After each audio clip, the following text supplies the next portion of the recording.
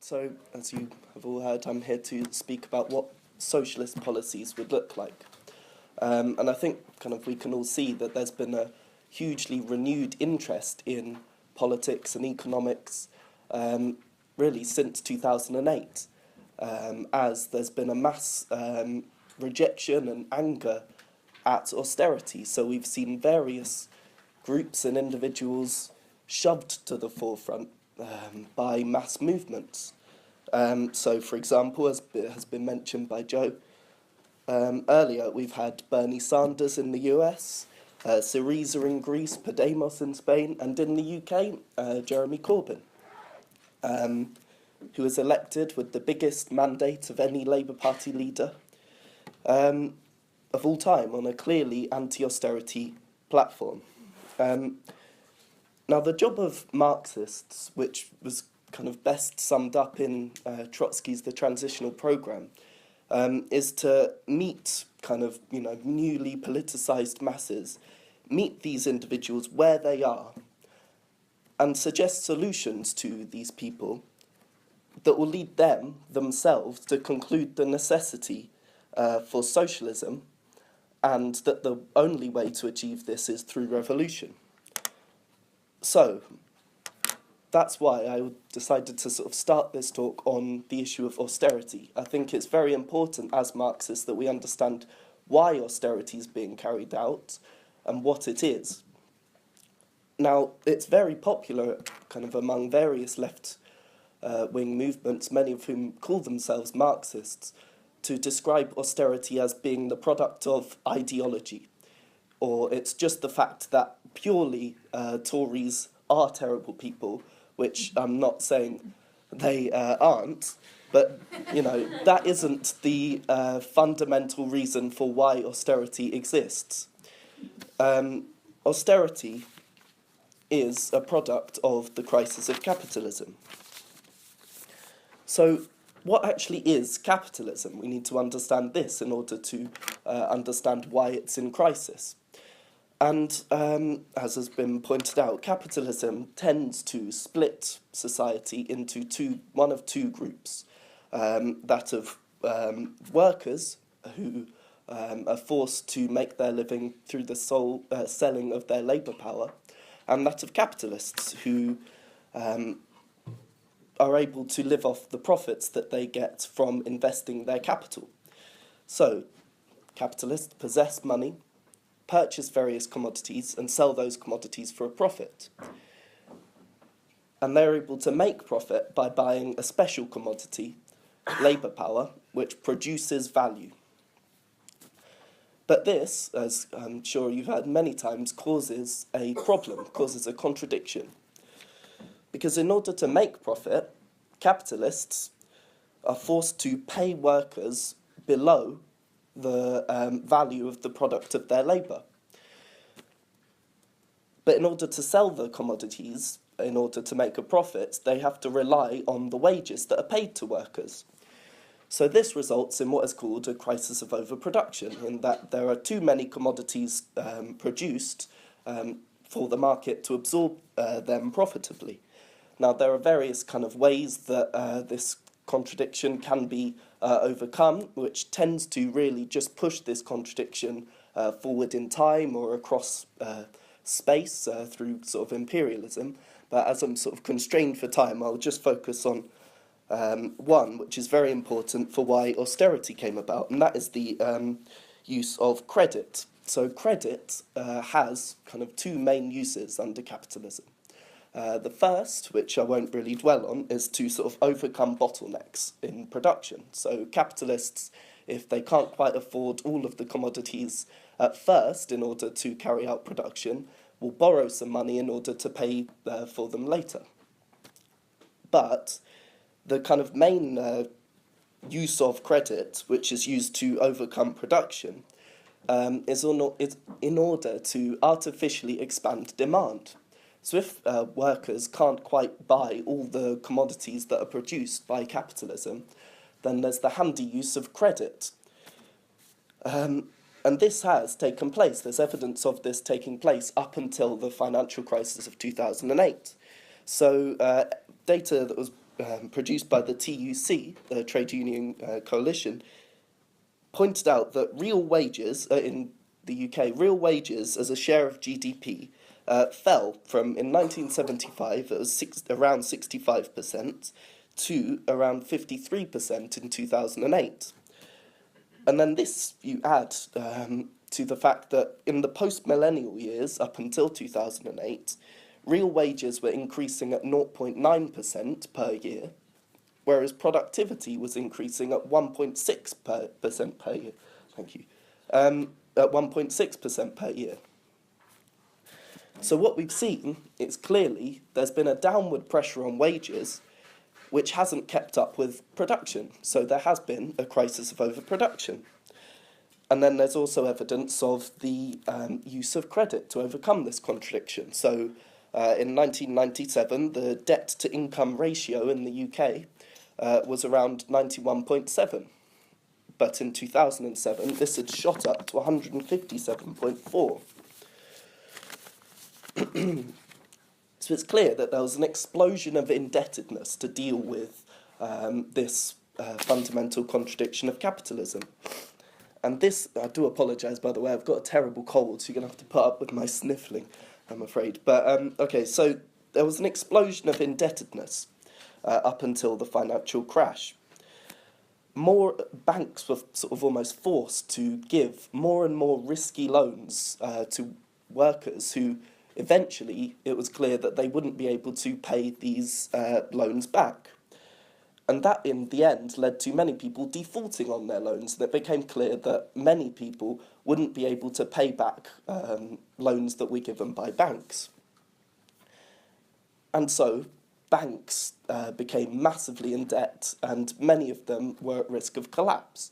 And so in order to save the system, leaders of various capitalist states decided to transfer this private debt, these private debts of banks, into sovereign debts, so debts of states. Now, these debts themselves are owned by speculators. So because of, again, the crisis of overproduction, meaning that it's not profitable to invest in real production, there's a tendency for capitalists to instead make money, or try to make money, by buying debts. So they buy them at cheaper than their sort of actual cost, and hoping to make money by charging through interest rates. And these capitalists who speculate on debts are able to make certain demands that governments balance their books. And they do this through the use of their various sort of international organisations, such as the EU, as has been mentioned previously, the IMF, the World Bank. And then they're also able to kind of raise interest rates as almost punishment if there's a risk of governments defaulting that they see. So what this sort of shows is it's clear that if you accept the logic of capitalism, if you do nothing to alter the fact that production is for profit and the world is split up into two broad camps of one group with lots and lots of money and the other group forced to sell their labour power, you're forced to accept austerity. It's only ideological insofar as it reflects the material class interests of those who control the state, i.e. the capitalist class. Now, there has been various sort of, as I've said, people proposing to tackle austerity. Jeremy Corbyn, namely in the UK. And so it's kind of important to analyse the solution that's proposed by Jeremy Corbyn, who, as Marxist, we describe as a left reformist. He desires to reform his way towards socialism. And I'll just focus on two of his sort of proposals for lack of time, one of which is what's been called people's quantitative easing. And what this essentially means is that Corbyn proposes to allow the Bank of England to buy bonds off what he would create, something he'd create called a national investment bank. And then this national investment bank would use those funds to invest in high-tech industry in order to boost growth. And what this represents is essentially a Keynesian measure of boosting demand through investment. And many actually rightly point out that this was the policy that was carried out post-1945. And indeed, debt as a percentage of GDP was much, much higher post-1945, so over 200%, whereas in 2010, this was only at 52%. But however, what this point of view does, really, is massively ignore that the world has fundamentally changed since that time. So there's a very good pamphlet that kind of broadly explains why or how the capitalist economy was able to grow post-1945, which was written by Ted Grant. It's called Will There Be a Slump? And he kind of analyses various reasons for the massive growth post-1945, which I won't go into all of them, but the three sort of main ones were there was a massive destruction of productive forces during World War II, which meant that there was a huge amount of demand for investment. Then there was also the opening up of new markets, so various ex-colonial countries were opened up and given the freedom to be exploited by capitalism, and this provided lots of cheap labour, which enabled higher profits. And then there was also the availability of large amounts of funds in the form of Marshall aid that was provided by the US. So these and various other factors meant that ultimately there was a massively increased scope for investment in the economy. But obviously this isn't the case at the moment.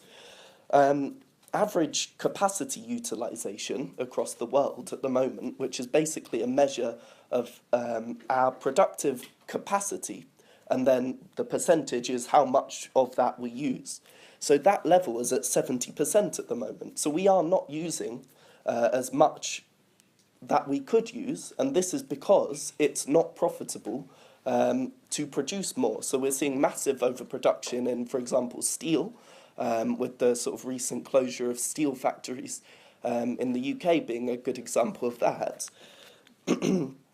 And then obviously there are no kind of new mass markets that can be opened up of any sort of major, that would make any major impact on the world economy, and there are no real funds that states could use to fund these sort of programmes. Now obviously there's kind of Jeremy Corbyn and others do say that there are funds, and in some senses, in theory, this is true, because ultimately this crisis really is a question of who pays for the sort of mess we're in at the moment. And on paper, there is money there. So Jeremy Corbyn, for example, proposes that we close various tax loopholes, we collect unpaid tax, and also raising various taxes such as corporation tax. And so he himself, in a paper that was produced during the election campaign, kind of identified £122 billion each year, which is lost through the avoidance, evasion, or just tax that isn't collected by HMRC. And if you look at the UK deficit, which in 2014 was £107.7 billion, then on paper it seems, well, that's fine. Maybe austerity is just, a choice. Maybe we should just, collect the taxes that are unpaid and, raise a few other taxes, and then we can get involved in all this investment. But what this approach does is essentially ignore the fact that capitalists are real people. They're not just individuals that you can, enter some numbers on a calculator and therefore you've got lots more money. These are people with interests and power who will fight tooth and nail to defend what they've got. So, as has been mentioned by Joe before, as soon as Corbyn, if he tries to carry out these measures, but even before, as soon as he becomes elected, we would see various sort of shady tactics carried out by the capitalist class in order to punish working class people for daring to choose someone who opposes austerity. So we would see a massive flight of capital. Capital would leave the UK, and this was seen in Francois Hollande. So in France, Francois Hollande tried to raise taxes, and then there was a massive flight of capital, mainly to the UK,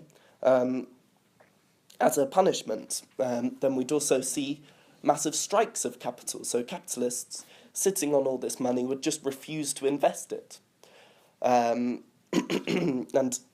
as we sort of all understand, that investment is the motor force of society under capitalism. So if investment stops, thank you. Oh, I had to hurry up. So if investment stops, we would come under huge problems. Then we'd also see creditors who own the debt that the UK state is in,